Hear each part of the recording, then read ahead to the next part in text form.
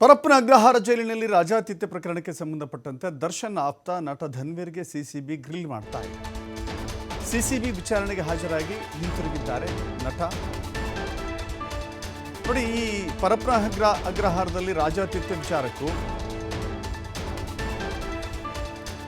ಧನ್ವೀರ್ಗೂ ಯಾವ ರೀತಿ ನಂಟಿದೆ ಅನ್ನೋದನ್ನು ನೋಡಬೇಕಾಗಿದೆ. ಯಾಕಂತ ಹೇಳಿದ್ರೆ ಇದು ಈಗ ಸಿಕ್ಕಿರುವ ರಾಜಾತಿಥ್ಯ ಅಲ್ಲ. ಈ ಹಿಂದೆ ವಿಲ್ಸನ್ ಗಾರ್ಡನ್ ನಾಗ ಹಾಗೂ ಇತರರ ಜೊತೆ ಕುಳಿತುಕೊಂಡು ಸಿಗರೇಟ್ ಸೇದಿರುವ ವಿಚಾರ, ಕಾಫಿ ಕುಡಿದಿರುವ ವಿಡಿಯೋ, ಫೋಟೋಸ್ ಎಲ್ಲ ಬಂತಲ್ಲ, ಆ ವಿಚಾರದಲ್ಲಿ ಧನ್ವೀರ್ಗೆ ಶುರುವಾಗಿದೆ.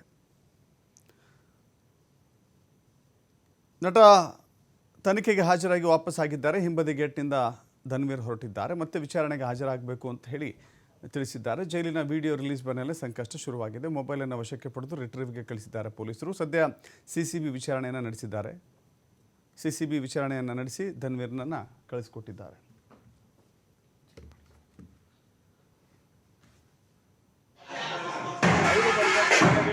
ಅವರು ಬರಬೇಕು, ನಾವು ಅಲ್ಲಿ ಬರಬೇಕು, ಹಂಗೆ ಮಾಡಬೇಕು.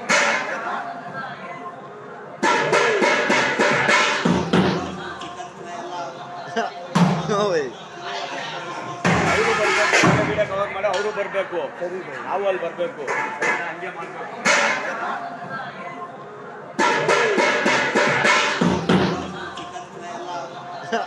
No way.